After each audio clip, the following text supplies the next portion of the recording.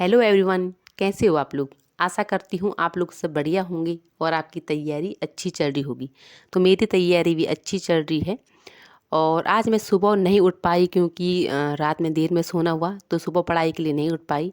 और जब मेरी सुबह पढ़ाई नहीं होती तो थोड़ा जो मूड मुझे उतना अच्छा नहीं फील नहीं होता। तो सुबह उठ कर के मैं अपना वो रूटीन नहीं फॉलो कर पाई। तो सुबह उठ के मुझे नाश्ता बनाना था, तो मैं अपना सीधा किचन में चली गई। क्योंकि अब मैं जब 6 बजे के बाद भी उठती हूँ तो तब उसके बाद पढ़ने को बैठने को पहले सेट होना पड़ता है और बहुत बहुत सारी चीज़ें करनी पड़ती हैं। तो फिर मैंने कहा कि अपना चाय वाय पीने के बाद, खैर चाय तो मैं पी नहीं रही आजकल, तो मैं अपना जो है किचन में चली गई। किचन का काम पहले निपटा लूँ और उसके बाद जो है अन्य काम होंगे। तो आज थोड़ा बहुत सारा काम था, बिजी थी। तो इस प्रकार से जो है पहले मुझे अपने किचन में बहुत सारा टाइम लग जाता है। खाना बनाओ, बर्तन धो लो, हर हाउसवाइफ की प्रॉब्लम है। तो उसके बाद ही पढ़ाई करनी है, सबसे बड़ी बात ये है। ये काम तो प्रतिदिन के हैं और रोज़ हमको करने ही हैं। तो उसके बाद मैं चली गई शॉप पे, और शॉप पे मैं जब गई तो मैं अपनी बुक वहाँ पे ले जाती हूँ। क्योंकि वहाँ पे मुझे जब मैं खाली टाइम रहता है तो उस टाइम अपनी मैं पढ़ाई करती रहती हूँ। तो मुझे शॉप पे भी जाना होता है। आज सानवी चली गई थी अपने पापा के साथ, ताऊ जी औरों के यहाँ। तो सानवी मेरे साथ थी नहीं। तो उस टाइम मैंने अपना जो है टाइम को, मतलब पढ़ने का अच्छा एक मौका था मेरे पास, तो उसको मैंने गंवाया नहीं और अपना जो है पढ़ाई वहाँ से स्टार्ट कर दी। उसके बाद मैं घर आ गई और आज मैं ओमार शीट भी लेके आई। क्योंकि हमारे जैसे ऑफलाइन है पेपर, तो उसके हिसाब से हमको ओमार शीट अपने पास रखनी चाहिए। और आप लोग भी ओमार शीट ला के रख दीजिए। क्योंकि ओमार शीट लाने से क्या होगा कि हम जो पेपर करेंगे ना, तो उसके जो गोले वगैरह भरने होते तो वो प्रैक्टिस होती रहेगी और उस टाइम जो हमको देर नहीं लगेगी। तो आप लोग ओमार शीट ला लीजिए। और पढ़ाई करते करते समय प्रैक्टिस सेट लगा रहे हैं या कुछ भी कर रहे हैं तो वो आप लोग करते रहिए। तो आज मेरी दिन की, मतलब मैंने पढ़ाई उतना फॉलो नहीं कर पाई जितना मेरा और रूटीन रहता। अगर मैं सुबह पढ़ाई नहीं करूँगी ना तो दिन में और टाइम तो जो पढ़ाई का रूटीन रहता है वो चलता रहता है। लेकिन वो वाला जो है मेरा सुबह का वो मिस हो गया, तो बहुत ही मतलब कि अच्छा नहीं लग रहा था दिल को। तो शाम को मैंने बैठकर काफ़ी देर तक अपनी पढ़ाई को मैंने कवर करने की कोशिश की। लेकिन जो मेरा रूटीन सुबह का है वो रूटीन तो वही रूटीन होता है। तो आप लोग अपना रूटीन बनाइए और उसको जो है फॉलो कीजिए। मुझे एक दो कमेंट आए थे कि दीदी इंग्लिश के बारे में आप बता दो कि इंग्लिश के लिए बेस्ट बुक कौन सी है, कॉमर्स के लिए बेस्ट बुक कौन सी है, और कॉमर्स का सिलेबस क्या है। तो मैं सच बताऊं तो मुझे उसके बारे में इतना नॉलेज नहीं है।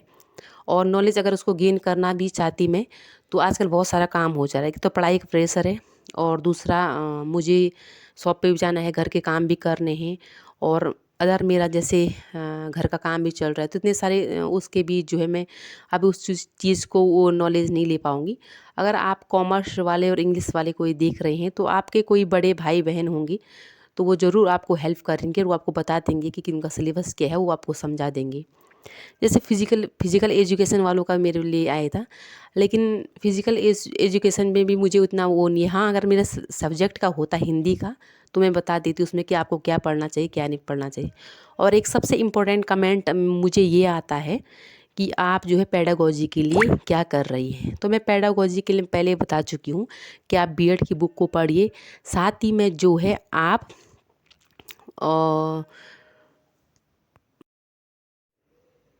साथ ही में आप जो है मैं रीड की बुक बताई थी अपनी पोथी, उसमें कुछ टॉपिक दिए हुए हैं। और साथ ही मैंने धीरूभाई धाबाई की एक बुक बताई थी, तो उसमें भी बहुत सारे टॉपिक हैं, जैसे एनईपी है और ये सेकंड यूनिट का सब कुछ उसमें है। तो आप उसको ले सकते हैं। तो बाकी आप बीएड की बुक पर पढ़िए, बीएड की बुक ऑथेंटिक है, उनसे जो है अपना सिलेबस कवर कीजिए।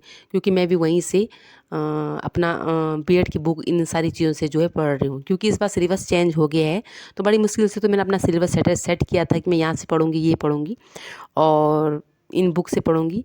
मैंने पहले भी पेडागोजी के लिए कौन सी बुक बेस्ट है उसके लिए भी एक वीडियो बना रखा है। आप लोगों ने देखा नहीं तो उसको देख लो कि मतलब कि आपके लिए ज़रूरी कौन सी है और कौन सी नहीं है। दूसरी बात की मतलब कि मैं अपनी जो पढ़ाई कर रही हूँ, तो कई मुझे कमेंट करते रहते हैं आप कोर्स ले रहे हैं, ये कर रहे हैं, वो कर रहे हैं, ऐसा कर रहे हैं। मैं अपनी सेल्फ स्टडी कर रही हूँ और आप लोगों को कहीं पर लगता है कि कोर्स लेना चाहिए या आपके कोई बड़े होंगे या कोई भी आपको सजेस्ट कर रहा है तो आप ले लीजिए अपने हिसाब से और अपने अकॉर्डिंग जो है पढ़ाई कीजिए, क्योंकि मैं अपने अकॉर्डिंग कर रही हूँ, अपने हिसाब से कर रही हूँ और आप जो है अपने अकॉर्डिंग कीजिए। तो जैसे टाइम मैनेज का कई लोग मुझे कमेंट करते हैं कि आपको टाइम मैनेज का जो है बता दीजिए कि आप टाइम मैनेज कैसे करती हैं। तो आप मेरा टाइम मैनेज देख सकते हैं कि मैं जिस प्रकार से जो पढ़ाई करती हूँ अपनी, तो टाइम मेरा फिक्स रहता है। एक सुबह उठ के मैं जल्दी उठती हूँ और पढ़ती हूँ। आजकल फिर उतना जल्दी नहीं हो पा रहा, सुबह उठ के पढ़ना होता है और फिर मुझे नाश्ता वास्ता जो भी खाना वाना जितना होता है शाम को, सुबह का सॉरी मॉर्निंग का, तो उसके बाद पढ़ना होता है। और साथ ही में अगर मुझे टाइम मिलता है तो बस मैंने सेट कर रखा कि मतलब खाना खाने के बाद आराम कर लो और उसके बाद फिर से पढ़ाई कर लो और फिर शाम को पढ़ लो। अगर इनफ इतनी सारी चीज़ें पढ़ लेते हो तो बहुत सारा मतलब इनफ है उतना।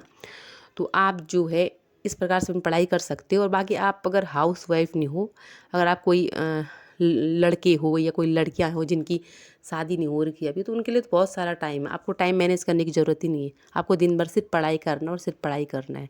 तो बहुत सारे मुझे बॉयज़ भी मेरे बच्चे मुझे बच्चे हों चाहे बच्चे बोल सकते हैं उनको, क्योंकि हमसे छोटे होंगे वो, भाई बहन जो भी हैं, तो वो देखते हैं वीडियोज़।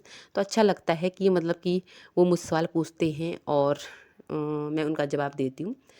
तो आज के लिए इतना, मिलूँगी आपको नेक्स्ट वीडियोज़ में और वीडियो 1-2 दिन में मैं लाती रहूँगी।